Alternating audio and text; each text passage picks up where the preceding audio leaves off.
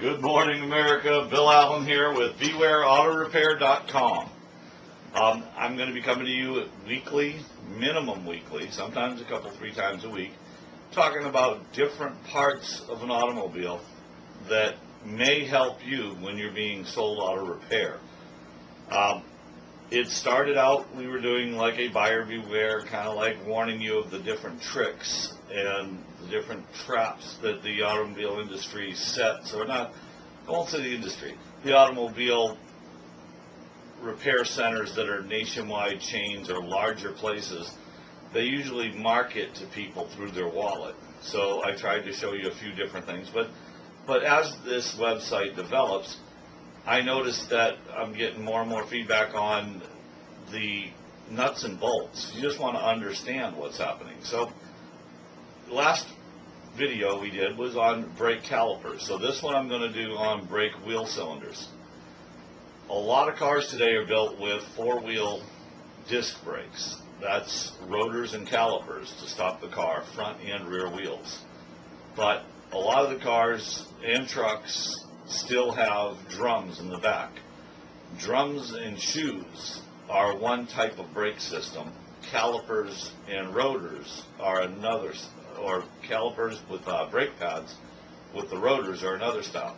So on the drums and shoes, the way it works is there's a drum, not unlike a cake pan kind of. It's about 3 inches thick, and it fits over the lug nuts. And inside this pan are 2 shoes. And the shoes, when you step on the brake, come out and press against the drum, slowing the wheel down. So what makes these 2 big 2.5 inch wide shoes come out and grab the rotor, or grab the drum, excuse me? Well, what makes them come out and grab the drum is a little device in the middle of them called a wheel cylinder.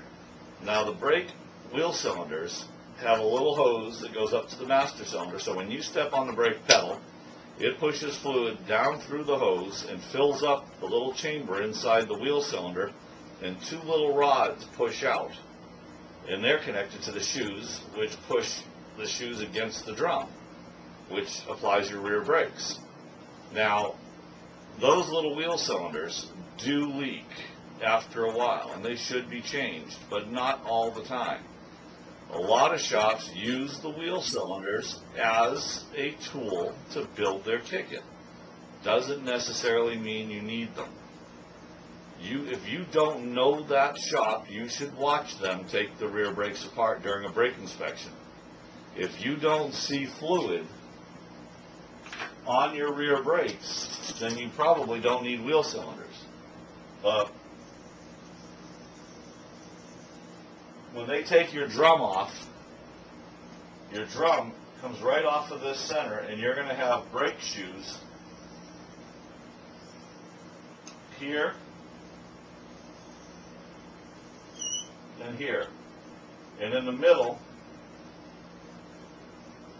you're going to have a wheel cylinder with a rubber boot on each end and a rod coming out on each side. On the back is the hose that has the brake fluid that fills up inside here.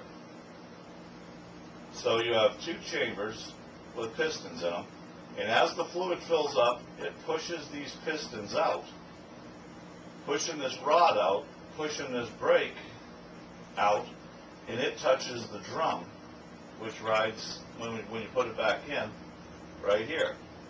So that's how your car stops on drum brakes. Now there's a lot of mechanisms in here that hold these brakes still during all of the driving you do. And there's springs, and there's star clips for adjustment, and there's all kinds of little hooks. And so when you look at it, it might look confusing, but don't be confused. It's just shoes and a wheel cylinder. The rest of this stuff is called the hardware. You don't need hardware every time you do a brake job. It's another profit item. They want to sell you the spring kit because the spring kit they can make another 15, 20 bucks on. You need hardware. How do you know the difference? Well, if it's rusty If it looks like it's broken, if you see something physically not connected, yeah, you need hardware. But the springs don't have to be replaced every time. So you open up this drum and you look at these pads, and if the pads are very thin, if they're not thick, you probably need rear brakes.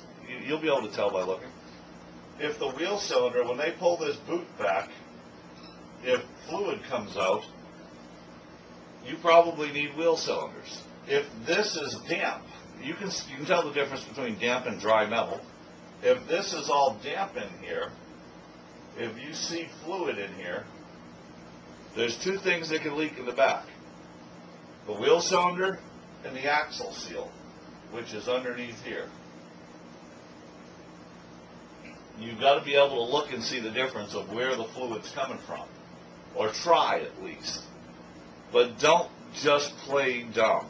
Don't just say, I don't know anything, I'm just an accountant. Look, try to understand. Try to make it make sense to you. It's real simple stuff. It really is. Have the confidence in your own decision-making ability to look at this and decide if they're really telling you the truth or not. And if it doesn't smell right, feel right, don't do it. If it don't look right, don't do it. That's your own inner instincts telling you something's wrong. Back up. There's nothing wrong with telling a technician, let me kick it around for a couple hours, I'll get back to you. Don't feel any pressure at all. Don't let anybody put any pressure on you. Always make your decision at the time it's most convenient to you, and any good repair center will understand that and respect it. Anybody that pushes you, get your car out of there. So anyway, this is a rear brake system. That's a wheel cylinder. It's real simple. Tune in next week. We'll pick another part of the brake system. Have a great day.